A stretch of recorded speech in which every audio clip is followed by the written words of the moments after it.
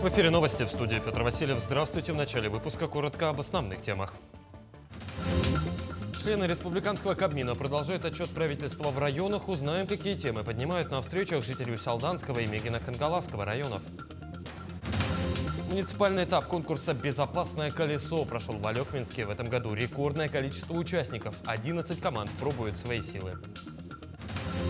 Ну а якутская «Заря» тем временем готовится к очередному туру чемпионата России по футзалу среди команд высшей лиги. Отчет о работе правительства за прошлый год начался в Усалданском районе. Комиссию из 15 человек возглавляет министр культуры и духовного развития республики Афанасий Ноев. Они разделятся на 3 группы и до 14 февраля посетят все населенные пункты. Например, сегодня вторая группа посетила 3 наслега, в которых население волнует строительство школы, подключение к центральной отопительной системе, а также новые механизмы финансирования в сфере сельского хозяйства. Постановочные вопросы, которые в основном поступают, это строительство котельной в 2 населенных пунктах, это Угункёль и Маягас в данное время. И основной вопрос, который интересует население, это строительство школы в 2 наслегах.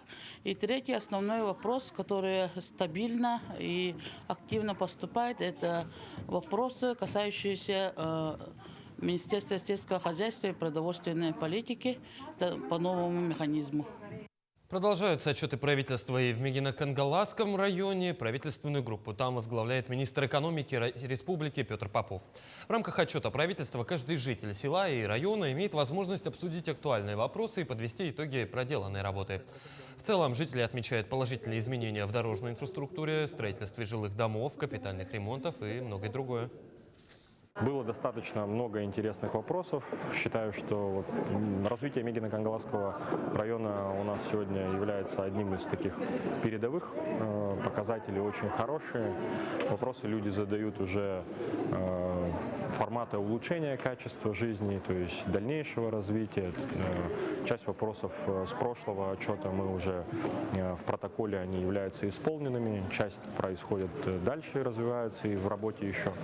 Ну, думаю, в будущем, при следующих отчетах, прогресс и решение данных вопросов обязательно произойдет. В Верхневилюйской центральной районной больнице в отделении терапии открыли гериатрическую палату. Здесь будут проходить обследование и лечение ветераны тыла, их вдовы, дети войны, участники специальной военной операции и их родные. Записаться на очередь в палату можно будет через управление социальной защиты. В палате имеется все необходимое на 3 койки по 10 дней, мужчины и женщины поочередно. Сегодня в палату ветеранов заселились уже первые пациенты.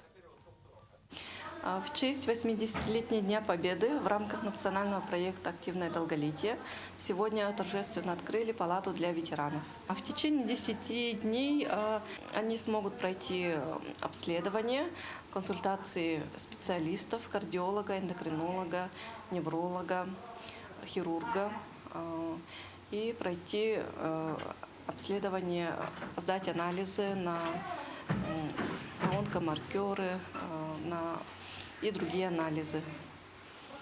Также будут проводить исследования УЗИ. Проект «Моя первая зарплата» продолжит свою работу в Якутии в этом году. Социальный проект, реализованный в 2024 году в Горном районе, был успешным.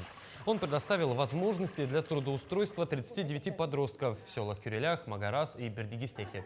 В рамках проекта дети от 14 до 18 лет получили шанс не только заработать, но и пройти профориентацию. В этом году предприниматели сельхозхозяйства района проявили заинтересованность. Они готовы предоставить рабочие места при соответствующей поддержке. В этом году продолжится пилотный проект «Моя первая зарплата». И в этом году к нам выделили тоже 1 квоту. И получатели социальных услуг по социальному контракту могут получить такую выплату и организовать работу детей с оплатой зарплаты в половине МРОТа. Муниципальный этап республиканского конкурса «Безопасное колесо» прошел в Алекминске. В этом году рекордное количество участников. 11 команд пробуют свои силы.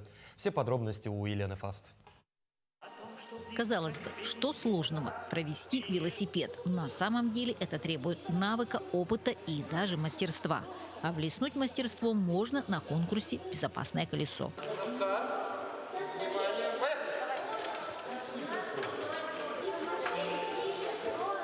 нас приехали 11 команд со всего района. С Токинской школы приехали, из отдаленных 2-й, 1-й, Нерюктя и близлежащие, в том числе городские. В команде у нас участвует по 4 человека, возраст 10-12 лет. И та команда, которая победит сегодня, она поедет представлять город Якутск, наш район, на республиканском уже этапе. Чтобы стать победителем, одного вождения мало. Устройство велосипеда, оказание первой медицинской помощи, основы безопасности дорожного движения, сами правила. В общем, не просто дается победа. Что самое сложное? Что первое было? Знание ПДД. Знание ПДД. Да? Не. Основы дорожной безопасности. О, да. Что хотите подучить, когда будете уже дома? Ну, правила дорожного движения прям полностью выучите знаки. Хотите вызубрить, да? Нам только фигурное вождение осталось. 2 года подряд в лидерах команда школы номер 2. В прошлом году они заняли 2-е место после города Якутска. Это очень даже неплохой результат. В позапрошлом году было 4-е место. В этом году ребята настроены по-боевому. Что самое сложное, на ваш взгляд? Фигурное катание. Фигурное катание? Кто прошел?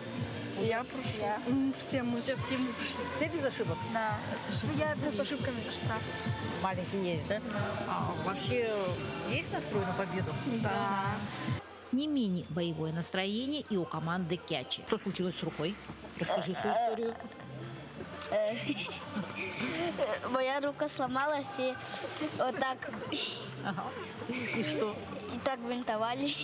То есть вы сами попытались оказать помощь, да? Да. А получилось? Да, получилось. Не больно.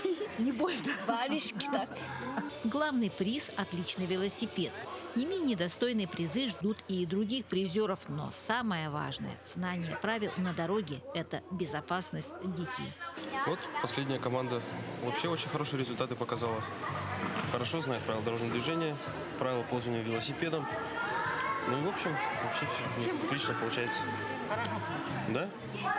Елена Фаст, Максим Копылов, Алекминск. Прокуратура Жиганского района, в том числе и по сообщениям ресурсов информации, провела проверку в связи с авариями на коммунальных объектах, произошедших в январе этого года.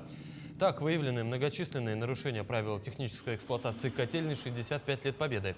Также установлены нарушения требований пожарной безопасности на котельных Жиганского филиала ГУП ЖКХ, связанные с допуском к работе в котельной лиц, не прошедших специального обучения, эксплуатацией газохода котельной без компенсации температурного расширения. Выявленные нарушения способствовали возникновению аварий на котельных, нарушению прав жителей сел Жиганский Бестях на бесперебойное получение коммунальных услуг надлежащего качества. Прокуратура внесла генеральному директору ГУП ЖКХ Республики Саха-Якутия представление. В отношении него возбуждены дела об административных правонарушениях, предусмотренных статьей 9.11 КоАП РФ, нарушение правил эксплуатации топлива и энергопотребляющих установок тепловых сетей, и частью 1 статьи 20.4 КоАП РФ, нарушение требований пожарной безопасности. Но сборная Якутии тем временем завоевала 4 медали разного достоинства в высшей лиге первенства России. Это новый республиканский рекорд по количеству наград. Впервые по классическим шахматам Валерия Слепцова выиграла золотую медаль, а Арина Васильева – бронзовую. Полина Пак стала чемпионкой по рапиду и бронзовым призером по решению шахматных композиций. Юных спортсменов с успехом поздравил глава Якутии Айсен Николаев. Якутская «Заря» тем временем готовится к очередному туру чемпионата России по футзалу среди команд высшей лиги. Недавно спортсмены вернулись из Медногорска, где одержали победу над одним из лидеров дивизиона – командой «Факел Урал» из Нового Уренгоя. Отмечу, что в этом составе «Зари» играют исключительно представители якутской школы футзала. При этом команду не так давно покинул один из лидеров – голкипер Айсен Савинов. Тем не менее, по словам главного тренера клуба, настрой на предстоящую игру футболистов боевой. Встречи пройдут уже с 15 февраля. Команда сыграет с дублем Тюмени и Челябинским Южным Уралом. По приезду дали 2 дня отдохнуть ребятам. И вот полномерно готовимся к следующему туру. В пятницу ребята уезжают. Забрали основного вратаря у нас, Айсена Савинова, в другой город. Он подписал контракт. Молодой парень сейчас поедет играть, 16 лет, который стоял на Детях Ади, защищал честь республики, где мы заняли 2-е место. Илья Гордиенко поедет защищать честь республики, ну и помогать ребятам. 21 февраля жители Якутска могут посетить премьеру спектакля «Прощание с матерой». Повесть, уже ставшая классикой русской литературы, поднимает проблему взаимодействия старого и нового, традиционного и современного. В постановке играют как именитые актеры, так и молодое поколение Сахатеатра. Срежиссировал спектакль народный артист Российской Федерации Андрей Борисов. Для Андрея Савича это не первый опыт постановки «Прощание с матерой». Над инсценировкой повести Валентина Распутина режиссер работал еще на сцене МХАТа. Тогда участвовали выдающиеся артисты, народные артисты СССР, России, мхатовцы. И тогда я, оказывается, до глубины философии, до глубины, до масштаба проблем, которые поднимает этот роман, оказывается, не дошел. И работая с Сахатеатром, с артистами Сахатеатра, у меня есть прекрасная возможность еще больше, еще глубже раскрыть проблемы и темы этого романа.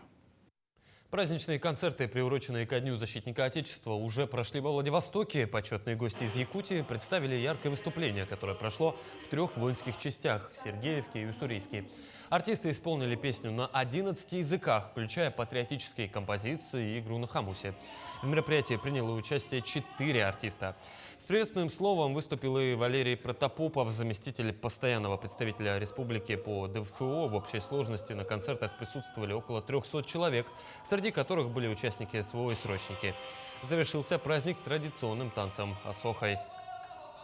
Мы выехали в разные города выступать для военных. Мы успели побыть в городе Уссурийск и также в поселке Сергеевка. Вот. Мы ездим с патриотической программой.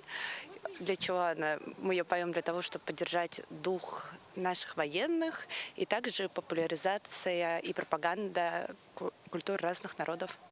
Мы следим за развитием событий. Увидимся чуть позже.